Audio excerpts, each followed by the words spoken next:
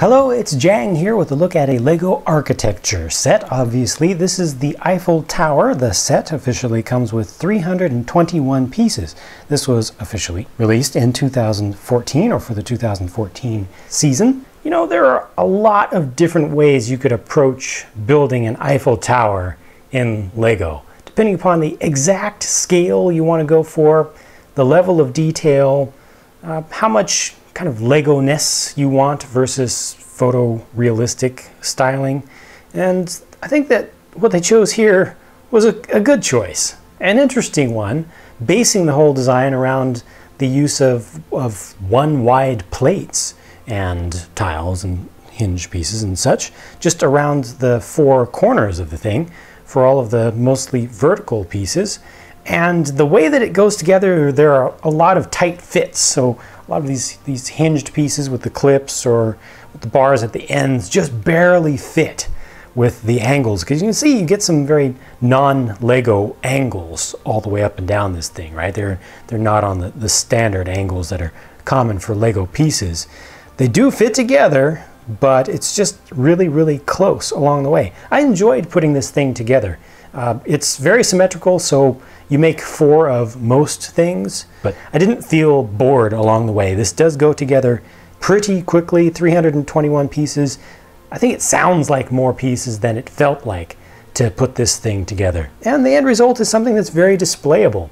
It looks good. Obviously, it's going to look good from any angle, but it looks good just on display from below and from above. The architecture series always has fairly nice boxes that they use with a nice finish and just a very different look from the Lego norm. You know, it's just looking a lot more professional than some of the sets that are really made for younger kids. The books are always nicer than the norm also, with a flat end and some extra information about the structures that are included here, but that are represented. But this one has way more about the history and building of the Eiffel Tower than I think the other, well, at least the other books that I've seen. I think more about the subject matter, the building of it, the background, than I've seen for any other set that I personally have built from Lego. They even have lots of factoids down in the corner, and lots of them throughout this thing. I actually learned a lot about this structure, about the Eiffel Tower, its history, just from going through these instructions. So that's a really great thing, where you can get basically free information in addition to learning, you know, a little bit of building technique here and there. And yeah, that just worked out quite very nicely. They even go back into the history of the architecture series. That's something that's common across the series, but this was actually a really nice process of just going through this and picking up a bunch of information.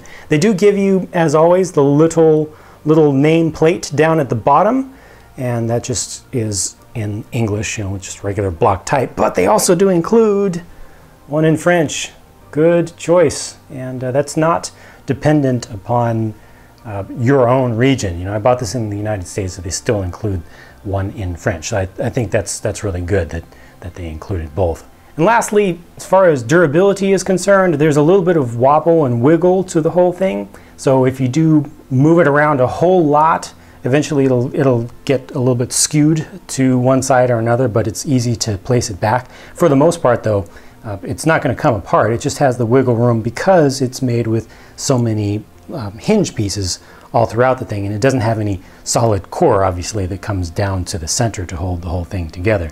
So overall, I feel like it was an enjoyable build, an enjoyable process going through the instructions and learning about the subject matter, and the thing looks good now that it's done. I think that's about all there is for me to say about it. If you have anything that you would like to say about it, please share your thoughts down in the comments section, and I'm going to be working on more videos, so I'll be talking to you again very soon. Thanks for watching.